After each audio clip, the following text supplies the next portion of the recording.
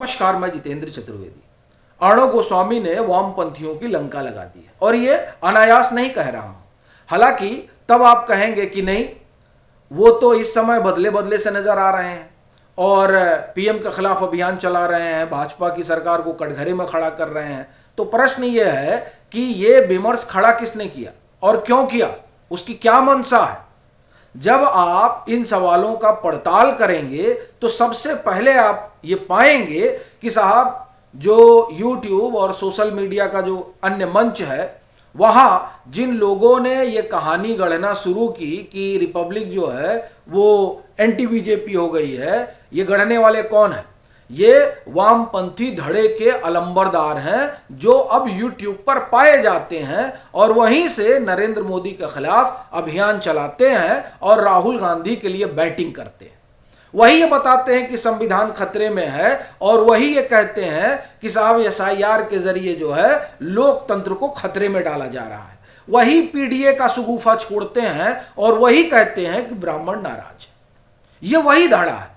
इन्हीं लोगों ने सबसे पहले ये कहना शुरू किया कि साहब देखिए, अर्णव जो है वो अब पीएम के खिलाफ हो गए हैं, भाजपा के खिलाफ हो गए। फिर उन्होंने मीमांसा की कि साहब क्यों खिलाफ हो गए, तो कहा गया घाटे में चल रहे हैं, उनका TRP चला गया। उसके बाद में क्या हुआ? उसके बाद में जब वामपंथियों ने पूरा विमर्श खड़ा किया तो राष्ट्रवादी धड़े ने इस विमर्श को उठा लिया कि नहीं नहीं, ये लोग ठीक कह रहे हैं, अर्णव गोस्वामी जो है वो बीजेपी के खिलाफ हो गए हैं और पीएम के खिलाफ हो गए हैं। अच्छा, ये क्यों राष्ट्रवादियों ने हाथों हाथ ले लिया? क्योंकि उनको दिखा कि साहब ये इंदौर वाले मसले में जो है सरकार को रगड़ा जा रहा है। फिर अरावली वाला मसला, उसमें जिस तरीके से अर्णव ने सरकार को कटघरे में खड़ा किया, उसको लेकर लगा कि नहीं नहीं नहीं नहीं, नहीं। बात ये जो वामपंथी यूट्यूबर हैं और जो उस धड़े के अलंबरदारों ठीक कह रहे हैं, वाकई में जो है अर्णव खिलाफ हो गए। फिर इधर से तर्क गढ़ा गया, अच्छा क्यों खिलाफ हुए होंगे? तो उसमें सबसे प्रोमिनेंट तर्क ये आया कि साहब देखिए, चूंकि पुतिन ने आज तक को इंटरव्यू दिया, इसलिए जो है अर्णव नाराज हो गए। बड़ी बात यह है कि जब ये विमर्श खड़ा किया गया और इस विमर्श को हाथों हाथ उठाया गया तो ये नहीं सोचा गया कि साहब ये जो वामपंथी धड़ा है वो क्यों इस कदर बिदका हुआ है और वो क्यों अर्णव के खिलाफ इस तरीके का माहौल बना रहा है। देखिए, अर्णव गोस्वामी विशुद्ध रूप से राष्ट्रवाद की प्रखर आवाज है। अभी भी आप देखिए उनके जितने कार्यक्रम हैं, अभी देवेंद्र फडणवीस से जो उनका इंटरव्यू उसको देखिए, क्या क्या सवाल है और किस तरीके से चीजें आगे बढ़ रही हैं। फिर देवेंद्र फडणवीस का उनके मंच पर आना, वो पीएम के खिलाफ हो गए हैं, वो अमित शाह के खिलाफ हो गए हैं और देवेंद्र फडणवीस जो है अर्णव के मंच पर आएंगे। मतलब ये हास्यास्पद है ना कि वो खिलाफ हो गए हैं। यह मैं पहले भी कह रहा था कि दरअसल जो पीएम चाहते हैं उसी ढर्रे पर अर्णव चल रहे हैं। और जब मैं बात पीएम की कर रहा हूं तो आप किसी ये मत कहे कि नहीं नेता नहीं, वो इस समय हिंदुस्तान में जो राष्ट्रवाद की लहर है उस लहर के अगुआ है और अर्णव गोस्वामी उसी को आगे बढ़ा रहे हैं, अपना जो उनका मीडिया का काम है उस लिहाज से। तो ये अर्णव के खिलाफ मुहिम शुरू क्यों हुई? देखिए, क्या है कि वामपंथी कुढ़े हुए हैं दो तीन चीजों को लेकर। पहली चीज ये कि जो वामपंथी या यूं मैं कहूं कि अपने आप को जो लोग भारी सेकुलर मानते हैं, उन लोगों के लिए राहुल गांधी जो हैं वही भविष्य हैं। उन्हीं में वो देखते हैं कि साहब यही है जो कुछ कमाल करेंगे। अच्छा, वो कमाल कर नहीं पा रहे हैं, तो कमाल क्यों नहीं कर पा रहे हैं? असल में राहुल गांधी कितने बड़े नेता हैं ये एक्सपोज किसने किया? अर्णव गोस्वामी ने। अर्णव गोस्वामी उस समय टाइम्स नाउ में हुआ करते थे जब उन्होंने राहुल गांधी का इंटरव्यू लिया था। ये 2014 के लोकसभा चुनाव की बात है। उसी दरमियान इंटरव्यू हुआ था और उस इंटरव्यू में पूरी तरह से राहुल गांधी एक्सपोज हो गए थे इस चीज को लेकर कि कम से कम जो राजनीति कही जाती है वो इनके बस की नहीं है। वो अच्छे व्यक्ति होंगे, ठीक है, बतौर इंसान वो बहुत बेहतर होंगे, लेकिन बतौर पॉलिटिशियन ना तो उसमें उनकी कोई रुचि है और ना ही वो उसको आगे ले जा सकते हैं। यानी देखिए, क्या है ना कि सारा खेल परसेप्शन का होता है। अब ये परसेप्शन बन गया कि राहुल गांधी के बस की राजनीति नहीं है, तो भले ही लोग सरकार से नाराज हों, भले ही लोग भाजपा से नाराज हों, कई चीजों पर भाजपा समर्थक भी कई चीजों को लेकर पीएम से नाराज है। संगठन में भी धड़ा जो है वो नाराज रहता है। देखिए, नाराजगी कोई बड़ी बात नहीं है। कहा जाता है ना, मतभेद होता है, मनभेद में गड़बड़ी होती है। तो नाराजगी है, लोगों में भी नाराजगी है, लेकिन फिर वही बात आ जाती है कि भैया हम राहुल के पास क्यों जाए। राहुल से तो 1 करोड़ गुना बेहतर विकल्प हमारे पास मौजूद है नरेंद्र मोदी के तौर पर। तो ये जो आप एक तरह से कहें कि थिंकिंग है और ये जो थॉट प्रोसेस है, उसका बीज अगर किसी ने डाला तो वो अर्णव गोस्वामी है। तो साहब अब क्या किया जाए? किया ये जाए कि अर्णव के खिलाफ कुछ तो करना पड़ेगा, पहली बात। तो इसलिए वो लोग अर्णव से खार खाए रहते हैं, तो विमर्श कुछ न कुछ गढ़ना है। तो उसमें यह सबसे कन्वीनियंट लगा। क्यों? क्योंकि अरावली पर सवाल उठाया गया। देखिए, अरावली जो है वो वाकई में हिंदुस्तान की सांस्कृतिक धरोहर है और उसको बचाना सरकार की जिम्मेदारी है। और अगर उसे लेकर सरकार को कटघरे में खड़ा किया जाता है तो यह गड़बड़ नहीं है भैया। देखिए, जिस धारा को मानने वाले लोग हैं और जिस धारा से पीएम आते हैं, वो धारा पूरी दुनिया को अपना घर मानती है और उस घर में सभी जीव के लिए पूरा स्थान है। तो ये जो अरावली है, अरावली एक इकोसिस्टम है। ये पर्यावरण का वो हिस्सा है जिसके जरिए यहां पर कई संस्कृतियां फली फूली और कई सारे जीव जंतु जो है वहां पर फलते फूलते हैं। या इवन आप ये कहिए कि ये जो दिल्ली है, दिल्ली के लिए बड़ी जरूरी है। तो कुल मिलाकर अपना कहना यह है कि यहां सवाल खड़ा करना कोई गड़बड़ नहीं। खुद पीएम जो है वो पर्यावरण संरक्षण में सबसे आगे रहते हैं। पीएम की जो आवाज है, उसी आवाज को अर्णव ने आवाज दी। लेकिन क्या हुआ कि वाम को लगा कि नहीं, यहां से जो है फोल्ड किया जा सकता है।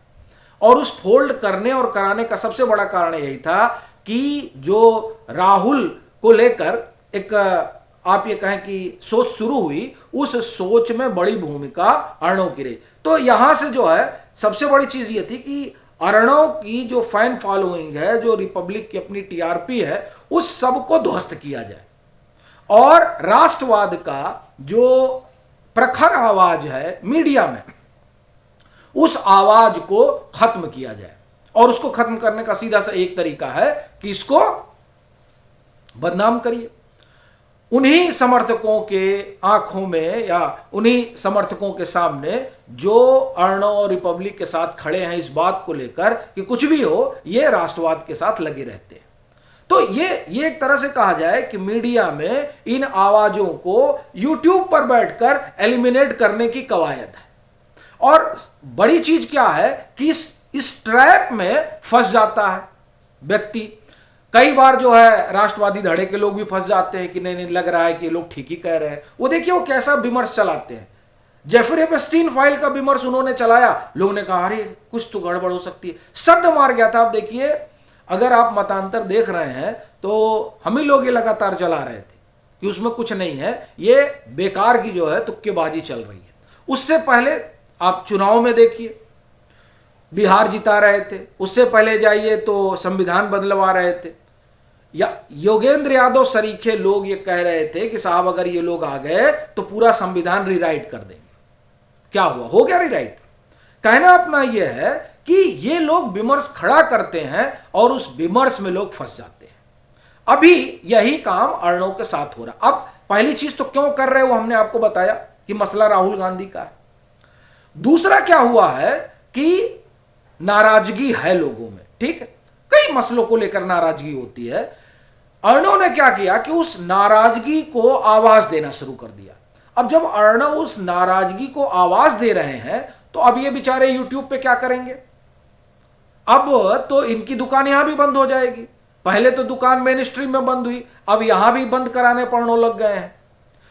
ये बड़ी चीज है। देखिए, जो लोग वाम धड़े के और अपने आप को स्वतंत्र आवाज कहते हैं, जबकि वो कभी स्वतंत्र थे ही नहीं। वो सीधे सीधे कांग्रेस का एजेंडा चलाते थे जब मेन स्ट्रीम मीडिया में थे और अखबार में थे। वो स्वतंत्रता से उनका कोई लेना देना है ही नहीं।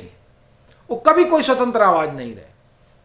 लेकिन जब मोदी बतौर पीएम आए तो सब लोग पहले भागे, और भागे ये कहते हुए कि साहब हमको देखिए वहां पर जो है बोलने नहीं दिया जा रहा है, क्योंकि अब नरेंद्र मोदी को स्वतंत्र आवाज पसंद नहीं है, तो इसलिए हम लोग जा रहे हैं। ये नहीं बता रहे हैं लोग कि भगा दिए गए, और भगा इसलिए दिए गए क्योंकि इन लोगों की वजह से टीआरपी डाउन जा रही थी। ठीक, तो ये सब लोग भगा दिए गए। खैर, अब ये भाग कर कहां है? यूट्यूब पर। यहां इन्होंने जमावड़ा किया। अब देखिए, इनका अपना सब्सक्राइबर बेस 20-22 करोड़ के आसपास होगा, अगर पूरा खेमा मिला लीजिए तो। ये सब यही है, और इनका एक ही काम है, नरेंद्र मोदी के खिलाफ विस्फोमन करना। तो उसमें वो लगे हुए। खैर, वो उनका अपना एजेंडा है, वो अपने एजेंडे पर चल रहे हैं। हो क्या रहा है कि ये जो विस्फोमन यहाँ ये लोग कर रहे हैं, यानी खिलाफत में लगे हुए, ठीक है, इनका काम है, करें वो, यहीं से सब कुछ चलता है। अर्णो ने क्या किया कि जो जेन्युइन बातें हैं, आप ये कहें कि जहां सरकार को या सरकारी महकमे से गड़बड़ियां हो रही हैं, उसको वो उठा रहे हैं। उसके उठाने की वजह से क्या हो रहा है कि जिस मेन स्ट्रीम मीडिया को ये कहा जा रहा था कि साहब ये तो मुखपत्र हो गया है, वो मेन स्ट्रीम मीडिया जब सवाल पूछने लगी तो हो क्या रहा है कि इन वामपंथी धड़ों के प्रोपोगंडा पर असर पड़ रहा है। यहां जो लोग देख रहे थे वो जाके मेन स्ट्रीम मीडिया देख रहे हैं, अखबार पढ़ रहे हैं कि देखिए ये लोग तो हमारे मुद्दे उठा रहे हैं। इंदौर में जो घटना हुई उस पर सवाल क्यों ना पूछा जाए? पहले यही यानी जो वामपंथी यूट्यूबर हैं वो यही कहकर अपने यहां पूरा खींचते थे कि देखिए कोई बोल ही नहीं रहा है। तो ये हुआ कि नहीं साहब, बोलना चाहिए, और ये आप एक तरह से कहें कि राष्ट्र हित में है बोलना। क्यों? क्योंकि ये जो मंच है सोशल मीडिया का, वामपंथियों का, यूट्यूब, ये जो यूट्यूब का मंच है, यहां प्रोपेगेंडा फैलाया जाता है, और कोशिश हिंदुस्तान में ये लगातार चल रही है बाहरी ताकतों के द्वारा कि इस प्रोपेगेंडा के जरिए जनमानस के मन में संदेह पैदा किया जाए और जो सत्ताधारी दल हैं उनके खिलाफ अभियान चलाया जाए। यह काम विपक्ष का है, विपक्ष करे, लेकिन बाहर की कोई ताकत नहीं कर सकती है, और ऐसी कोशिश हो रही है क्योंकि इसके बतेरे उदाहरण है हमारे आसपास, और हर जगह सोशल मीडिया का ही इस्तेमाल हुआ है। आप नेपाल देखिए, हाल का नेपाल में क्या हुआ। नेपाल में इसी सोशल मीडिया ने जो है खड़ा कर दिया, और बेकार की चीज है। कुछ हुआ? बांग्लादेश में क्रांति इन लोगों ने कराई थी, क्या हुआ?